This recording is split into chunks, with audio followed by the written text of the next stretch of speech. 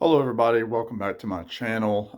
Haven't done a whole lot of videos as we've gone into the new year. I've been super busy as with my engagement, as you all know, and haven't had time to really come up and think about good ideas for my channel. But this is a potential for a new series that I'm going to start, tentatively titled Listen to This. Now, what this is going to be, they're going to be fast-hitting, quick videos, hopefully keeping them 5 to 7 minutes max. Um, and I'm going to talk about various albums in my collection that you might not know about that I think you might enjoy if you listen to me kind of blab for a couple of seconds about, the contents, what it's about, what it sounds like, that kind of thing. So this is the inaugural episode. And there's no real reason why I picked this album to start other than I just recently listened to it and really, really love it. And that album is Exit Wounds by the Wallflowers. Now you can't really see it there. That's why I have the CD, because it shows up better without the glare. Yeah, it's a fantastic record. This is obviously the Wallflowers, 90s kind of heartland Americana, not really, more like a heartland rock group. Obviously led by one Jacob Dylan. There he is, son of Bob. You'd know the Wallflowers. They had the big hit in the 90s called One Headlight. They had other songs, from Bringing Down the Horse, which was their second album, I believe. Three Marlenas, The Difference, stuff like that. And, it kind of had a couple of moderate hits after that record, but that was really the big one. And they kind of, faded away, I guess, into obscurity for several years. And what's so cool about this album, it came out in 2021. It's their most recent release. Hopefully Jacob is working on some new stuff. This was released by New West Records, one of my favorite labels. But this was their first really in 9 years. And, Jacob had been doing some solo gigs.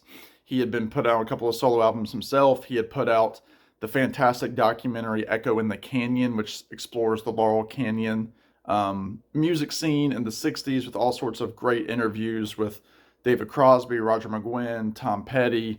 It's one of Tom Petty's last films, one of his last interviews on camera. So check out Echo in the Canyon. And then there was a soundtrack that was released with it with a bunch of contemporary artists. But anyway, that's what Jacob has been doing since the Wallflowers kind of disbanded.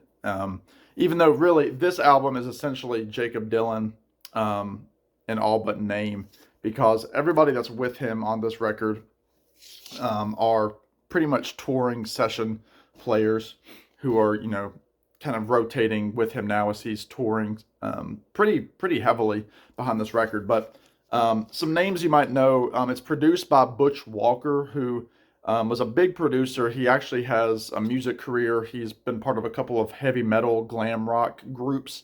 But he's done a lot of producing for these 90s bands like Weezer, Green Day, Fall Out Boy.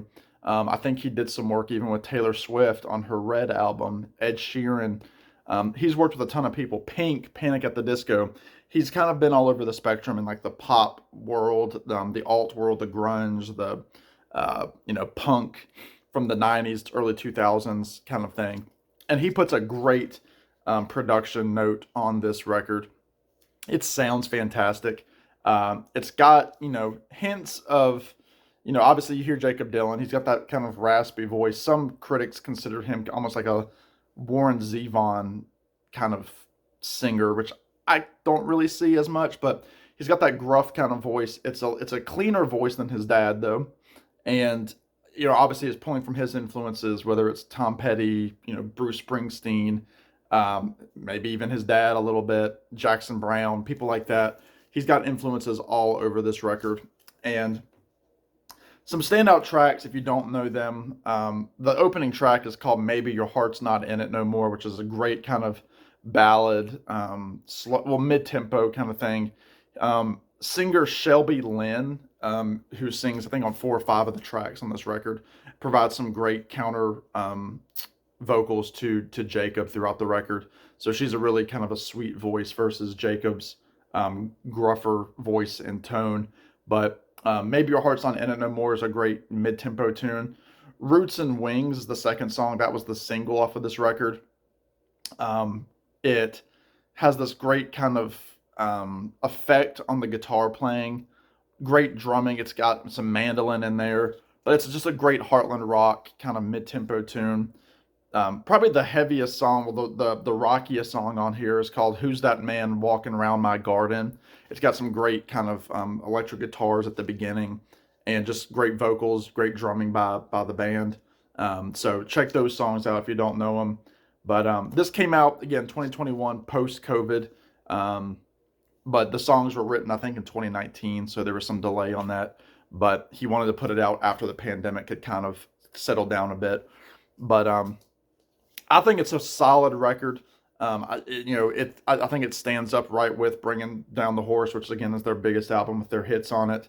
So if you don't know Exit Wounds by the the Wildfeathers, the Wallflowers, please check it out. If you like Heartland rock, if you like, if you know the Wallflowers already, you'll love this record. If you don't know it, if you didn't know it came out, because it did kind of come under the radar. But check it out. Exit Wounds. You can find it on New West Records. This is episode 1 of the series. Listen to this. Let me know what you think. Let me know if you want to see more of these episodes. Until then, be good. We'll see you in the next one. Bye now.